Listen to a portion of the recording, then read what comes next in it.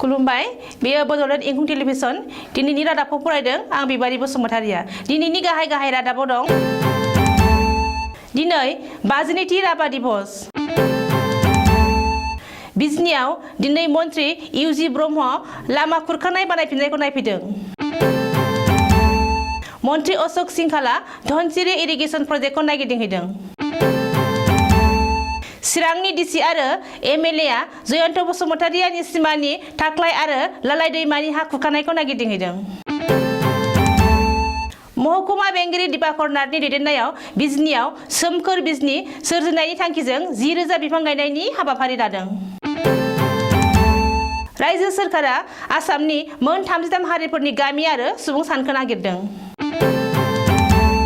कसुगावआव थाइनै मैदेर हाथाइजों लोगोसे सानै सुरां फालांगिरि हमदों माखासे फरायसालिफोरखौ थाबैनो गुबुन फरायसालिजों सरजाबसिगोन आसामाव ब्लेक फांगासनि 3थि केस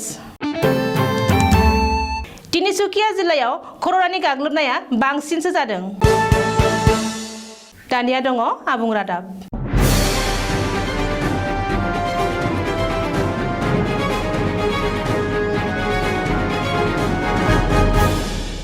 दिनै 52थि राभा दिबस आसामनि गिबि मन्त्रि डक्टर हिमन्त बिश्व शर्माजों लोगोसे गोबांसार दैदेनगिरिफोरानो राभा दिबसखौ लोब्बा लानानै भारत हादरनि कालचारेल आइकन कलागुरु विष्णु प्रसाद राभाखौ गोसोखांदों आरो सिबिनाय बावदों मख'नो गोनांदि कलागुरु विष्णु प्रसाद राभाया आसामनिफ्राय भारत हादरनि सासे कालचारेल आइकन बेजों लोगोसेनो बिथाङा सासे गोहोम खोख्लैनो हानाय थुनलाइगिरि राजखान्थिगिरि महरगिरि देंखोगिरि मेथाइ लिरगिरि मेथाइ सुजुगिरि आरो एक्टरमोन बिथाङा 1909 मायथाइयाव ढाकायाव गंसे बर' नखराव जोनोम जादोंमोन नाथाय राभा नखराव गेदेर गोलाव जानायनि थाखाय उननि समाव राभा बिमुंखौ आजावना लायो बिथाङा हाल जार माटि थार स्लगानजों बयखौबो आबाद मावनो थुलुंगा होदोंमोन आबाद मावनायनि सायाव बिथांनि नाजाथाबनाय आरो थुलुंगा होनायखौ गोजोननानै ब्रिटिश खुंथाया बिथांनो 2500 बिगा आबाद फोथारखौ दान होदोंमोन होननानै जारिमिनाव मोननो हायो मख'नो गोनांदि विष्णु प्रसाद राभानि बावसोमनाय आरो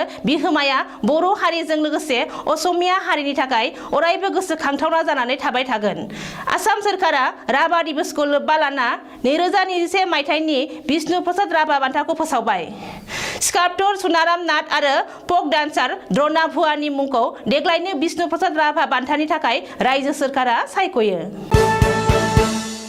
आसामनि केबिनेट मन्त्रि उरखाव गोरा ब्रह्मआ दिनै चिरां जिल्लानि बिजनियाव दावबायफैदों मन्त्रि इउजि ब्रह्मआ दिनै बिजनिनि जारबिसमानि थालादान्दा सयल कनजारभेशन साइटआव दावबायनानै सयल कनजारभेशननि सोलिगासिनो थानाय खामानि अन्थाइ बल्डार जाबनायखौ नायगिदिंफैयो मख'नो गोनांदि बे जायगायाव दैबानाजों लामा खुरखानायखौ होबथानो थाखाय बल्डार जाबनाय खामानिया सोलिगासिनो दङ दिनै बिजनियाव दावबायनानै मन्त्रि इउजि ब्रह्मआ खौरांगिरिनि सिगाङाव बुंनाय बादिब्ला आईआरडीए बिथांखिनि 1 कौटि रां बाजेटजों बानायफिननाय बे खामानिखौ सयल कनजारभेशन बिफाना गाव हारसिङैनो मावफुंनो हानाय नङा बिनिखायनो बे खामानिखौ आबुङै मावफुंनो थाखाय बिटिसि आरो रायजो सोरखारनि गुबुन गुबुन बिफाना जयै खामानि मावनो नांगोन बबेखानि बे हा खुरखानायखौ 1 बोसोरनि गेजेरावनो मावफुंनो हायाब्ला उननि समाव बेनि जेंनाया बांसिनगोन होननानैबो मन्त्रि इउजि ब्रह्मआ बुंदों आसामनि इरिगेसन बिफाननि मन्त्रि अशोक सिंहाला दिनै धनसिरि इरिगेसन प्रजेक्टखौ नायगिदिंहैदों मन्त्रि अशोक सिंहाला उदालगुरिनि एमएलए गबिन्द बसुमतारिजों लोगोसे बिटिआरनि बेन्दोंआव थानाय उदालगुरि जिल्लानि धनसिरि इरिगेसन प्रजेक्टआव थांना नायगिदिंहैदों आरो थासारिनि बागै सुनार लाहैदों बेजों लोगोसेनो सोलिफु रांखान्थियारि बोसोरनि गेजेरावनो धनसिरि प्रजेक्टखौ आबुं खालामनो आरो हाबाफारि लानो थाखाय मन्त्रि अशोक सिंहाला बिफानारि मावख'गिरिफोरखौ गोख्रों बिथोन होयो मख'नो गोनांदि उदालगुरि जिल्लानि धनसिरि इरिगेसन प्रजेक्टआ थांनाय 45 बोसोरनिफ्रायनो दिन्दां जानानै दं आरो दासिमबो आबुं जानायनि मुं लायाखै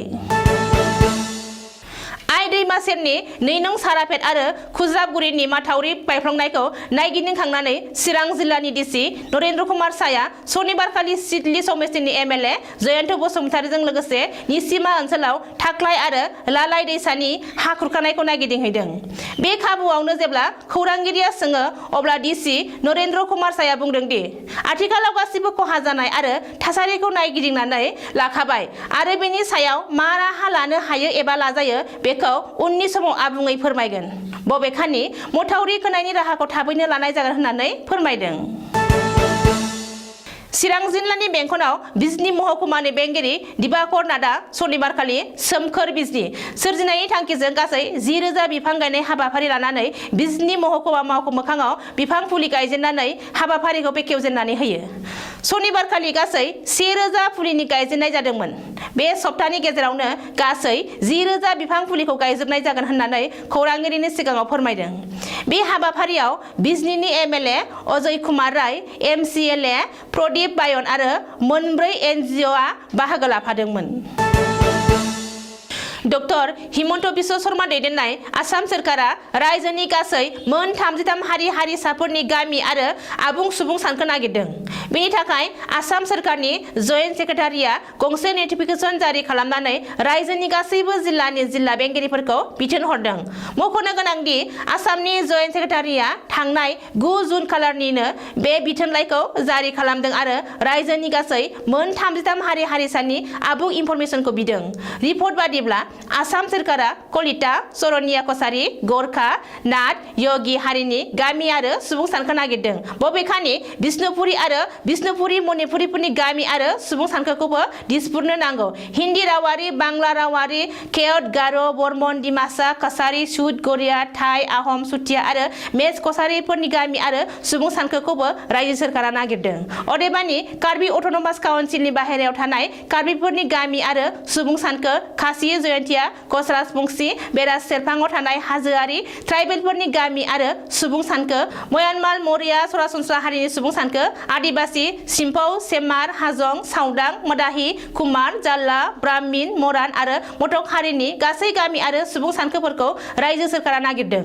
मख'नो गोनांदि आसाम सोरखारा गासैबो हारि हारिसाफोरनि गेजेराव समान जौगानायनि खामानि मावनो थाखाय गासैबो हारि हारिसानि सुबुं सानखो नागिरदों।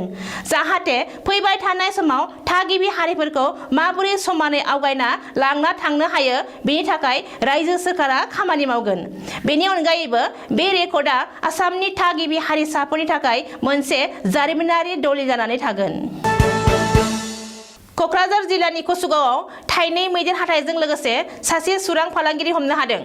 रायमना नेशनेल पार्क हाग्रा बिफान आरो 30 नं एसएसबि जवानफोरा बाथिजरा गामियाव जथाय अपारेशन खालामनानै थाइनै मैदेर हाथाइजों लोगोसे माथिउ बसुमतारी मुंनि सासे सुरां फालांगिरिखौ हमनो हायो। बबेखानि AS16 AC 3695 नम्बरनि गंसे अट'जों लांगासिनो थानाय समावनो मैया बेलासि 4:30 रिंगायाव मैदेर हाथाइखौ हमनो हायो। हाग्रा बिफाननि सुलुङा फोरमायनाय बादिब्ला बोखांनो हानाय थाइनै मैदेर हाथाइनि लिरथाया 15 केजिसो जागोन। बबेखानि केजिसे मैदेर हाथाइनि बेसेना इन्टारनेशनेल मार्केटआव 25,000 रां जागोन होननानैबो सुलुङाव बुंदों। मख'नो गोनांदि हाग्रा बिफाननि मावथिफोरा सुरां फालांगिरि महरै मैदेर हाथाइखौ बायनो थांनानै सुरां फालांगिरिखौ हमनो हादों होनना कसुगाव हाग्रा बिफाननि DFO RK ब्रह्मआ खौरांगिरिनि सिगाङाव फोरमायदों। लोगोसेनो गोबाव समनिफ्रायनो बे सुरां फालांगिरिनि सोमोन्दै मिथिना मोनदोंब्लाबो हमनायाव जाफुंसार जानो हायाखैमोन होननानै बुंदों। आसामाव माखासे फरायसालिफोरखौ गुबुन फरायसालिजों सरजाबसिगोन। जोबोर खम बिबांनि फरायसाफोर थानाय रायजोनि माखासे फरायसालिफोरखौ गुबुन फरायसालिजों सरजाबनो थाखाय रायजो सोरखारा लाहार फाहार खालामदों। मख'नो गोनांदि फरायसालि सरजाबनाय गाहायै गुदि फरायसालिनि बेलायाव जागोन। सोरखारि गुदि फरायसालिफोराव फरायसाफोरनि बिबाङा खमायलांनायखौ नोजोर होनानै सोलोंथाइ बिफाना बे बिथांखिखौ लादों। नोजोर होनो गोनांदि सोलोंथायारि आयेन बादियै 1 किल'मिटार जानथायाव गंसे गुदि फरायसालि, 3 किल'मिटार जानथायाव गंसे गेजेर फरायसालि आरो 5 किल'मिटार जानथायाव गंसे गोजौ फरायसालि थाथारनांगोन। नाथाय माखासे जायगायाव जेसेबां फरायसालि थानांगौ बेनि बांसिन दं, जायनि थाखाय सोरखारा बे बिथांखिखौ लादों। ओरैहाय सिनियर सेकेन्डारि आरो हायार सेकेन्डारि फरायसालिफोरखौबो सरजाबनाय जागोन होननानै मिथिनो हादों। रिपर्ट बादिब्ला 1 थाखोनिफ्राय 12 थाखोसिम गासैबो खाबुफोरखौनो थियै होनो, बेजों लोगोसेनो फोरोंगिरिफोरा आरो फरायसालिफोराव जाहाथे जेंना जेंगोनायाव गोग्लैनाङा बेखौ नोजोर होनानै फरायसालि सरजाबनो लाहार फाहार खालामदों सोलोंथाइ बिफाना। आसामाव आरोबाव ब्लेक फांगासनि गोदान मोनसे केस मोनदों। आसाम मेडिकेल कलेज देहा फाहामसालियाव मोननो हादों ब्लेक फांगासनि बे गोदान केसखौ। गोदानै ब्लेक फांगासजों गाग्लोबजानाय बेमारिखौ दासान्दि आसाम मेडिकेल कलेज देहा फाहामसालियाव मेडिसिन इउनिटआव एडमिट खालामना ट्रिटमेन्ट सोलिगासिनो दं। रिपर्ट बादिब्ला आसाम मेडिकेल कलेज देहा फाहामसालियाव बेनो गिबि ब्लेक फांगासनि केसब्लाबो रायजोआव बेयो 3थि केस। आथिखालाव आसामनि दाब दाब जिल्लाफोराव कर'नानि गोहोमा बाङाय जालांदोंब्लाबो सानजा आसामनि तिनिसुकिया जिल्लायाव कर'नानि गाग्लोबनाया बाङाय जायाखै आरो गाग्लोबनायनिफ्राय बांसिनसो जालांदों। थांनाय 5 जुननिफ्रायनो तिनिसुकिया जिल्लायाव एखे राहायैनो कर'नानि गाग्लोबनाया जाबोगासिनो आरो एसेबो बाङाय जायाखै। सनिबारखालि गासै 237 सुबुंनाव कर'ना बेराम मोनबावनाय जादों। गिबि मन्त्रि डक्टर हिमन्त बिश्व शर्माया सदियायाव दावबायहैनानै जायगानि एमएलए बलिन सेटियाखौ लोगोआव लाफानानै मोनसे खौरांगिरि मेल खुंनानै बुंदों दि आथिखालाव तिनिसुकिया जिल्लायाव 8 लाख सुबुंनि गेजेराव दासिम 2 लाख सुबुंनोल' कर'नानि भेक्सिन होनो हादों। बेनिखायनो सावस्रि बिफाना गामि गामि थांनानैब्लाबो थाबैनो कर'नानि भेक्सिन हैनांगौ आरो बयबो रायजो राजायानो बे खामानियाव हेफाजाब होनांगौ होननानै गिबि मन्थ्रिया खावलायदों। दिनैनि रादाबा एसेनोसै, गोजोन्थों।